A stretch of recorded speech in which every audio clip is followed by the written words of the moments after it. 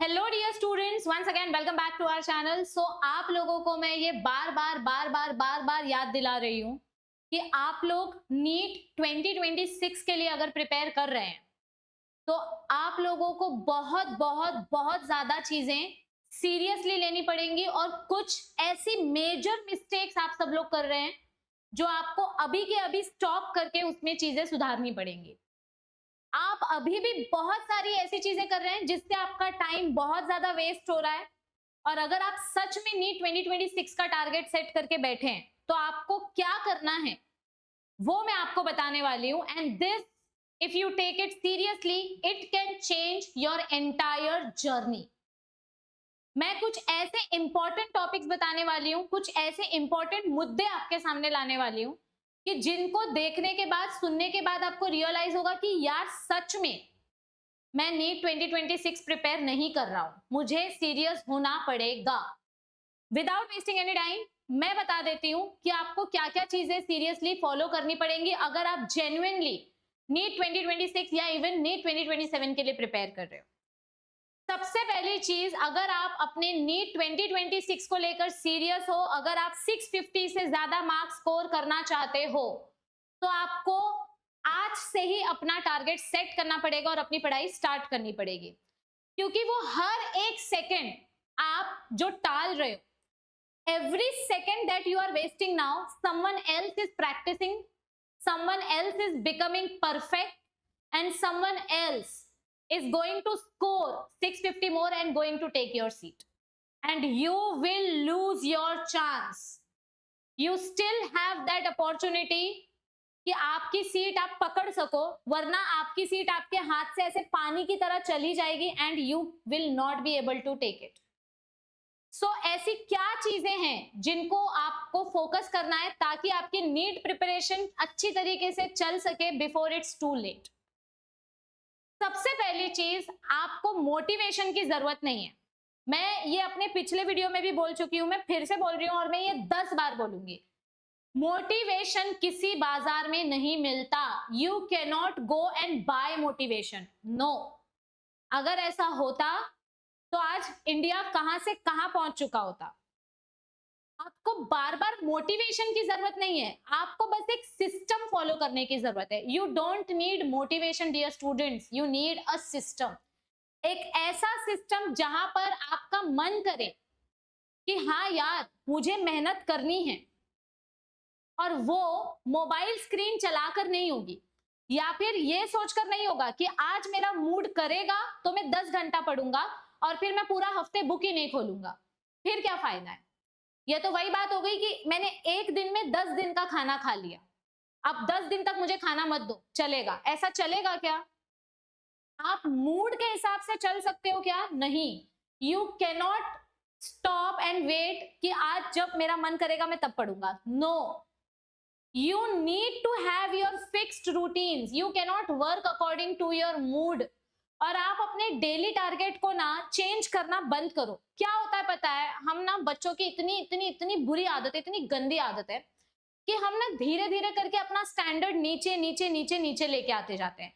हम जो target set करते हैं, अगर वो टारगेट अचीव नहीं हो पाया तो हम बोलते हैं अरे छोड़ जाने दे, कम से कम मैंने इतना तो किया।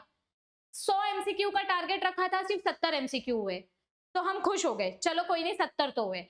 70 एमसीक्यू का टारगेट रखा, सिर्फ 50 किया। मतलब कहीं ना कहीं हम मेंटली खुद को ये आदत डाल देते हैं कि जितना टारगेट सेट किया है उससे कम ही करना है। हम अपना टारगेट ऊपर लेके जाने की जगह उसको निगोशिएट करके नीचे लेकर आ जाते हैं। टाइम बढ़ाने की जगह हम अपना स्टडी टाइम कम करते जा रहे हैं। ये सबसे बड़ा ड्रॉबैक है हर एक नीट एस्पिरेंट का। देखो, आप जो चीज प्रैक्टिस करते हो ना, जो चीज जितनी बार लिखते हो, लाउडली रीड करते हो, समझते हो, वही चीज आपको याद रहती है।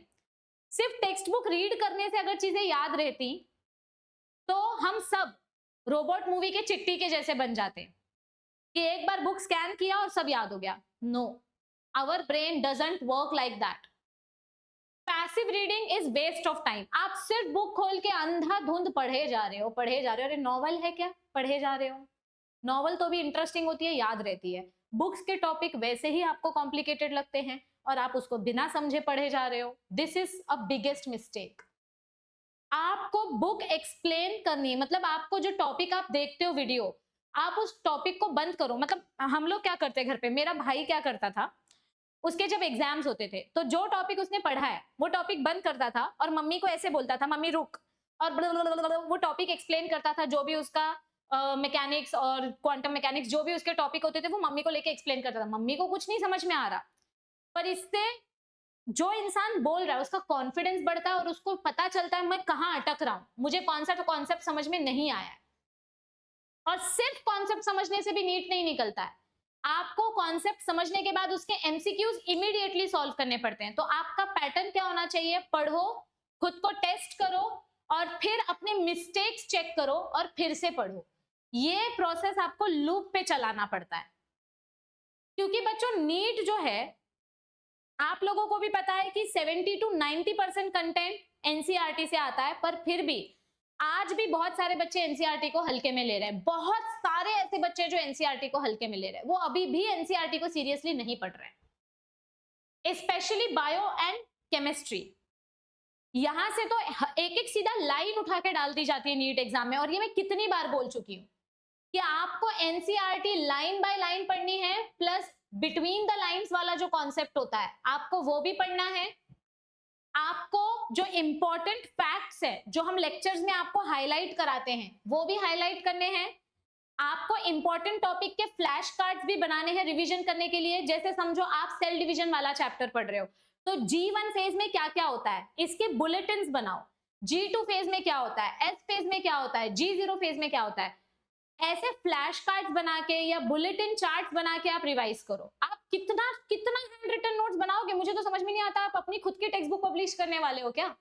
मतलब मैं एक एक बच्चों के नोट्स देखती हूँ, पैराग्राफ लिखा रहता है उन बच्चों ने। भाई सेल्फ नोट्स का मतलब पैराग्राफ लिखना नहीं होता है, सेल्फ नोट्स का मतलब होता है फ्लो चार्ट या बुलेटिन पॉइंट्स बनाकर पढ़ना।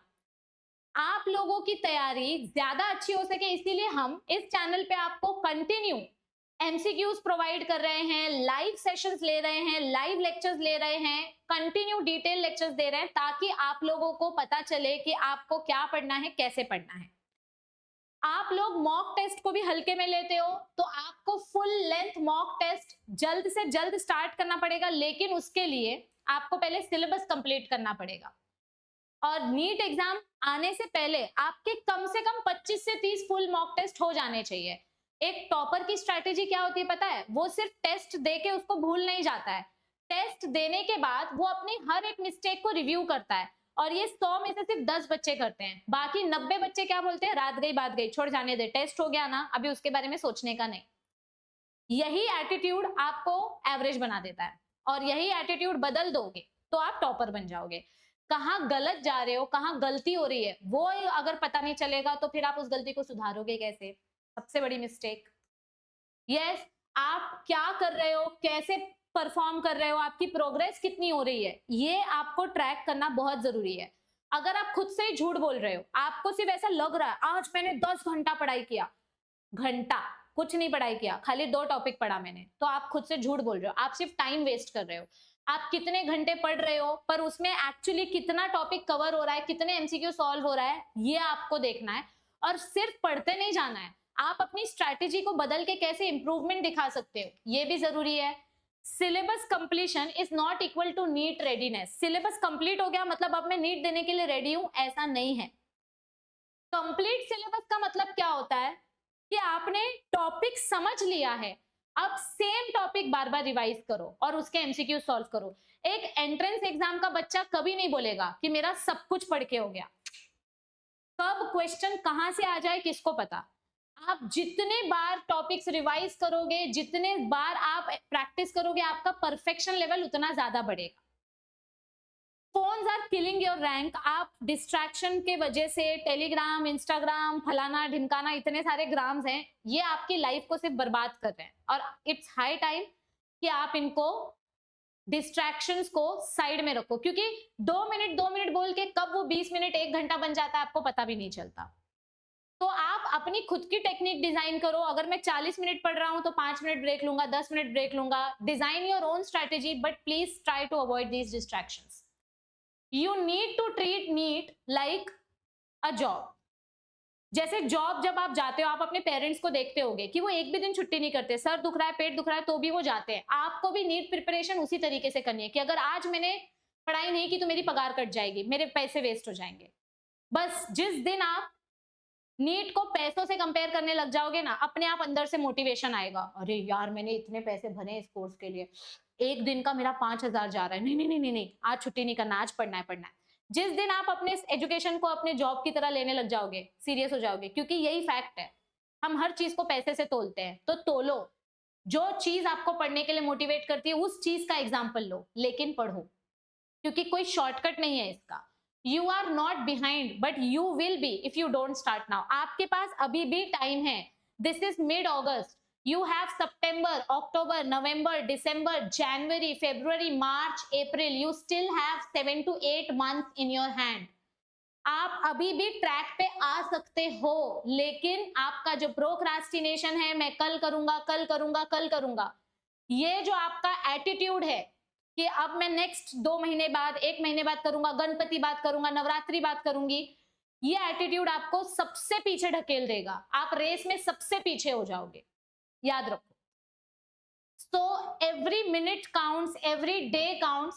आज अगर आपने पढ़ाई नहीं की तो मैं आपको लिख के देती हूँ, एग्जाम के दिन आप सिर्फ पछताओगे, और उस पछतावे का ना कोई सोल्यूशन नहीं निकलेगा। फिर वही चीज होगी, फिर नीट ड्रॉप करो, फिर से प्रिपेयर करो, या फिर कॉम्प्रोमाइज करो। तो लाइफ में अगर कॉम्प्रोमाइज करना ही है तो अभी से उम्मीद छोड़ दो। और अगर सच में व्हाइट कोट पहनकर पेरेंट्स को प्राउड फील कराना चाहते हो तो आज से पढ़ना स्टार्ट करो, because every second that you are wasting someone else is using, and that student will prove themselves right. It's high time that you save this video, you watch it every time you feel lazy. इस video को देखो, शर्म आएगी आपको कि ma'am ने मुझे कब बोला था पढ़ने के लिए और मैंने नहीं पढ़ा। अपना स्टडी प्लान बनाओ, एमसीक्यूज प्लान बनाओ और पढ़ना स्टार्ट करो। आप लोगों के पीछे मैं पड़ी रहूंगी, जब तक हर एक बच्चा सीरियस नहीं हो जाता मैं पड़ी रहूंगी। मैं बार बार उनको याद दिलाती रहूंगी कि घड़ी बढ़ रही है, टाइम जा रहा है, दिन गुजर रहे हैं और नीट एग्जाम आ रही है। जब तक आप लोग नहीं पढ़ना स्टार्ट कर देते मैं आपके पीछे पड़ी रहूंगी, और आपके लिए जितना हो सके मैं इस चैनल पे कंटेंट दूंगी। और अगर मेरी मेहनत अच्छी है, अगर मेरा इरादा अच्छा है तो डेफिनेटली मुझे बाकी टीचर्स भी सपोर्ट करेंगे, और आपके लिए इस चैनल पे बहुत कुछ आने वाला है। बस आप लोग एक बार शिद्दत से ठान लो कि मैम हमको पढ़ना है, और फिर मैम आपकी पूरी हेल्प करेगी। तो अगर आपको ये वीडियोस हेल्पफुल लग रहे हैं और आपको लग रहा है कि कुछ हो सकता है, तो प्लीज इस चैनल को अपने फ्रेंड्स के साथ शेयर करो। That's it, bye bye.